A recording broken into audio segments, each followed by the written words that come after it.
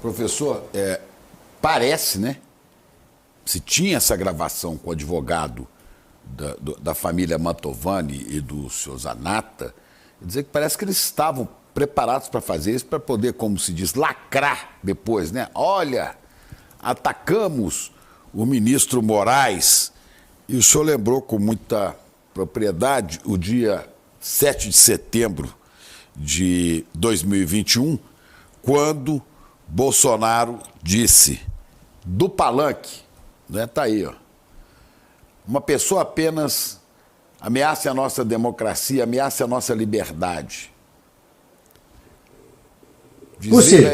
Olha aí, olha o áudio, vamos lá. Aqui não sai o áudio. Turve a nossa democracia e ameace a nossa liberdade. Aí ele diz: sai, Alexandre de Moraes, deixa de ser canalha, deixa de oprimir o povo brasileiro, deixa de censurar o seu povo. E mais, ou esse ministro se enquadra, ou ele pede para sair. Dizer a vocês que qualquer decisão de Alexandre de Moraes, este presidente não mais cumprirá. Quer dizer, quando o Jair Bolsonaro, fascistoide, berrou isso pro gado dele, ele devia ter sido punido aí. É uma série de atos criminosos do senhor Bolsonaro, né? Desde lá atrás, quando disse para a deputada Maria do Rosário: não te estupro porque você é feia.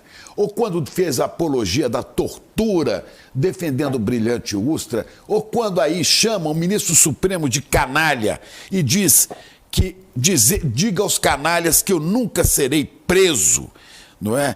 O Supremo Tribunal Federal perdeu as condições mínimas de continuar dentro desse tribunal. Quer dizer, quando esse sujeito diz isso tudo, pelas palavras criminosas dele, ele devia ter sido parado aí.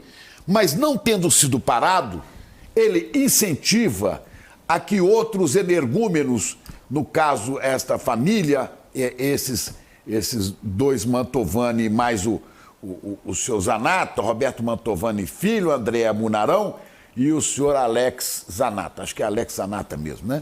Quer dizer, quando esse pessoal está fazendo isso, eles estão continuando a ação criminosa de Jair Bolsonaro, de ataque ao Supremo Tribunal Federal, de ataque às instituições, porque foi no Supremo Tribunal Federal que nós tivemos a garantia do cumprimento do resultado da eleição.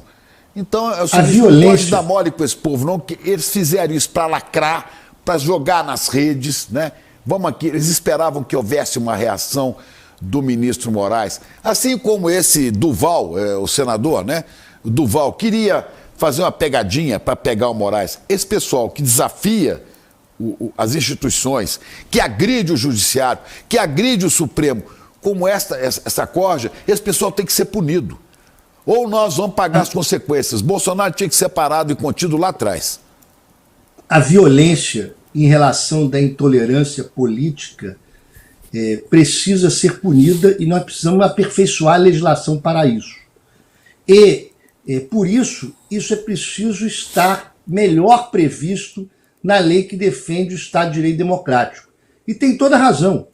As pessoas condenadas por atos que minam o Estado de Direito Democrático, a exemplo desse tipo de injúria, não podemos permitir que concorram às eleições.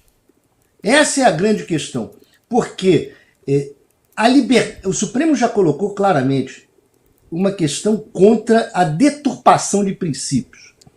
Liberdade de expressão não é liberdade de defender ditadura. Liberdade de expressão não é liberdade de ofender o outro, de praticar ato racista. Isto precisa ser extirpado. Não se pode, em nome da democracia, defender o direito de ataque à democracia. Aqueles que atacarem a democracia por todo e qualquer meio, e esta questão desse tipo de violência, nós precisamos aperfeiçoar para trazer. Recentemente tivemos uma legislação sobre a questão do stalker, né, da perseguição nós precisamos aperfeiçoar para que haja uma previsão legislativa em relação a esse tipo de perseguição. Porque esse tipo de perseguição, vocês falaram hoje no programa sobre a questão da rachadinha, né? Que o INHA transparece ter algo menor. Esse tipo de injúria não é algo menor. Faz parte de um conjunto de atos que visam corroer a nossa democracia. Queria lembrar o seguinte, nós tivemos um capoeirista assassinado durante as eleições. Nós tivemos um guarda municipal assassinado. Nós tivemos uma conjuntura de atos e ataques constantes que visavam criar o medo. Durante muito tempo da campanha, as pessoas progressistas tinham medo, inclusive, de fazer campanha, medo de serem agredidos. Nós tivemos o Zanin ofendido em um banheiro público.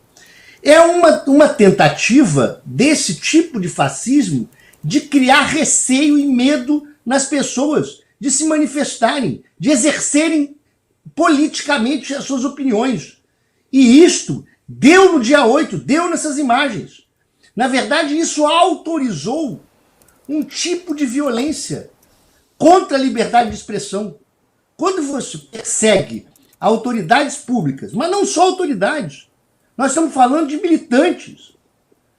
Todos, da mesma maneira que o Zanin foi perseguido num banheiro público, um advogado como eu já sofreu isso. Um jornalista pode sofrer, um militante pode sofrer.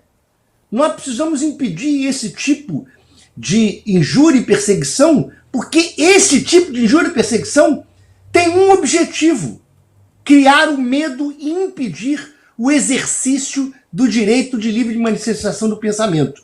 E por isso, nós precisamos não só punir esse tipo de sujeito, que está agindo na conjuntura de um constante ataque ao Estado democrático, como aperfeiçoar a legislação para que este tipo de ato não ocorra e não haja possibilidade de uma suspensão condicional do processo ou algo que simplesmente faça com que ele não seja punido e aí possa daqui a pouco, imagine, concorrer eleitoralmente como um sujeito que representa esse tipo de perseguição fascista. Professor, só uma questão. Por omissão, quem espiritualmente compareceu a esse palanque do 21 de setembro, do 7 de setembro de 21, é o atual procurador da República, Augusto Aras. Espiritualmente estava presente aí, porque assistiu esta sequência de crimes aos quais eu me referi aqui, em todo esse tempo do Bolsonaro, e não pegou na caneta para cobrar providências, e não abriu processo, olha aí, e quer ser reconduzido. É este Augusto Aras, é a esse tipo de comportamento que a gente se refere. Né? O Augusto Aras não podemos concordar mais. Hein? O Augusto Aras representou como chefe do Ministério Público uma aliança do Ministério Público ao bolsonarismo. Ao crime. A permanência dele significaria simbolicamente uma autorização de continuidade de um Ministério Público que deve ser um Ministério Público de Estado e não um Ministério Público aliado a determinado poder. Nós precisamos de um Ministério Público que esteja sendo conduzido por quem está constantemente vinculado à defesa do Estado de Direito, e não somente depois do ataque e circunstancialmente. É a mesma coisa que nós vemos quanto aos garantistas de ocasião.